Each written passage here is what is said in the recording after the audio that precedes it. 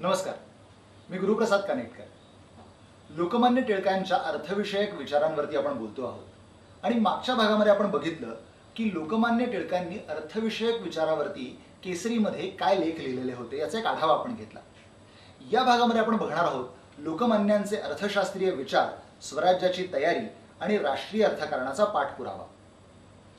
अर्थशास्त्रीय विचार आणि स्वराज्याची तयारी करण्यासाठी लोकमान्यांनी केसरीमध्ये जे काही लिहिलं त्याबद्दल आपण प्रामुख्याने आज बोलणार आहोत.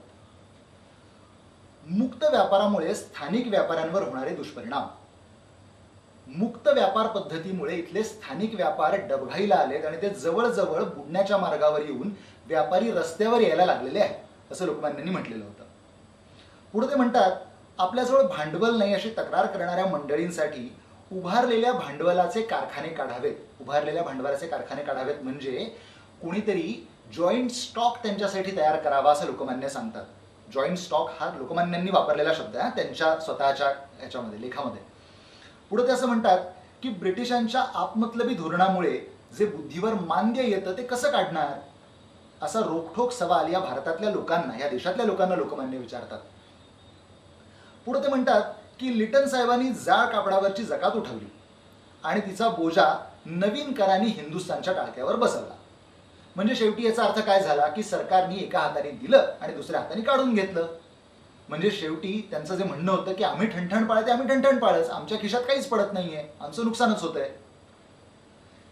इंग्लंडचं कापड स्वस्त झाल्यामुळे मुंबईतल्या गिरण्या ह्या ठार बुडाल्यात आणि त्यात काम करणारे जे शेकडो लोक आहेत, शेकडो जे मजूर आहेत, त्यांना अन्नान्न दशा आलेली आहे. त्यांना एक वेळचं खायची सुद्धा मारामारी झालेली आहे. 1881-82 सालामध्ये लोकमान्यांनी हे म्हटलेलं होतं.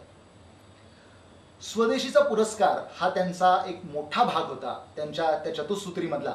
त्याच्यामध्ये ते असं म्हणतात की देशी उद्योगधंदे निघतायत आणि लोकांनी विदेशी माल न घेता या देशी उद्योगधंद्यांमधून निघणारा माल विकत घ्यावा.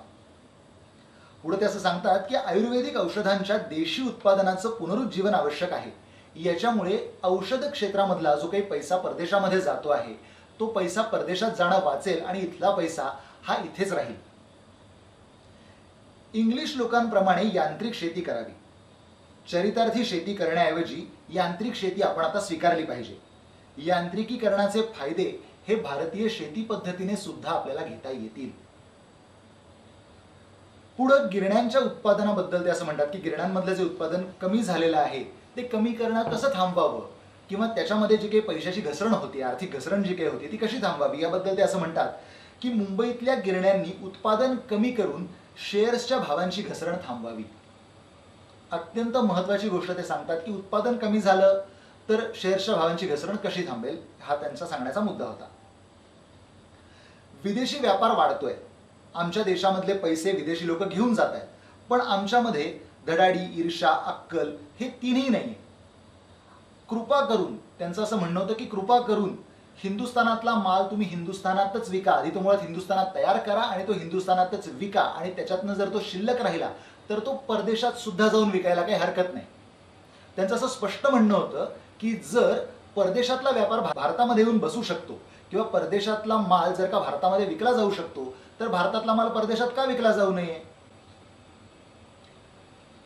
औद्योगिक पारतंत्र्य ही अत्यंत दुःखद गोष्ट आहे असं त्यांचं म्हणणं होतं आणि हे न्यायमूर्ती रानडे यांनी औद्योगिक परिषदेमध्ये वाचलेला जो काही हिंदुस्थानातले कारखाने असा एक निबंध होता त्या विषयावरती लोकमान्यांनी आपलं मत म्हणून हे सांगितलेलं होतं. पुढे लोकमान्यांनी आर्थिक विषयांवरती जे अग्रलेख लिहिले बरेच, त्याच्यामधला त्यांचा एक महत्वाचा जो मुद्दा होता ज्याला आपण इंग्रजीमध्ये की पॉईंट असं म्हणतो तो असा होता की व्यवसायाभिमुख शिक्षण, तज्ज्ञ आणि दूरदर्शी व्यावसायिकांचे दृष्टिकोन यांचं जे काही महत्व आहे ते उद्योगाच्या वाढीसाठी अत्यंत महत्वाचं आहे. या विषयावरती पुढे लोकमान्य अत्यंत तपशीलवार बोलतात आणि ते असं म्हणतात, औद्योगिक प्रगतीसाठी पारंपरिक ज्ञानापेक्षा यंत्रविज्ञान आणि शास्त्रज्ञान या वेगळ्या प्रकारच्या ज्ञानाची उपासना झाली पाहिजे. हे शास्त्रीय ज्ञान हे मीमांसा, तर्क, न्याय यासारखे जे काही भारतीय ज्ञानाची अंग आहेत तसं हे अंग नाही आहे. तर याच्यामध्ये आध्यात्मिक उन्नतीप्रमाणेच जगराहटी देशाची उन्नती कशी होईल याचा विचार होणं अत्यंत आवश्यक आहे. कारण जर का देशाचं दारिद्र्य दूर झालं नाही तर पर्यायाने पुढे इंग्रज जी काही आपली पिळवणूक आत्ता करतायत ती अधिक प्रमाणामध्ये करतील आणि आपल्याकडे त्याला उत्तर द्यायला काहीही शिल्लक असणार नाही असं लोकमान्यांचं म्हणणं होतं. फिजिओक्रसी या आर्थिक विचार प्रणालीचा लोकमान्यांनी विचार केलेला होता. त्याच्याबद्दल लोकमान्य काय म्हणतात ते बघूया. ते असं म्हणतात की या विचार प्रणालीप्रमाणे व्यापार हा अर्थव्यवस्थेचा अत्यंत महत्त्वाचा घटक आहे. उद्योग हा शेतीपेक्षा महत्त्वाचा आहे. देशाचे प्रयत्न आयात कमी करून निर्यात वाढीच्या दृष्टीने व्हायला हवे.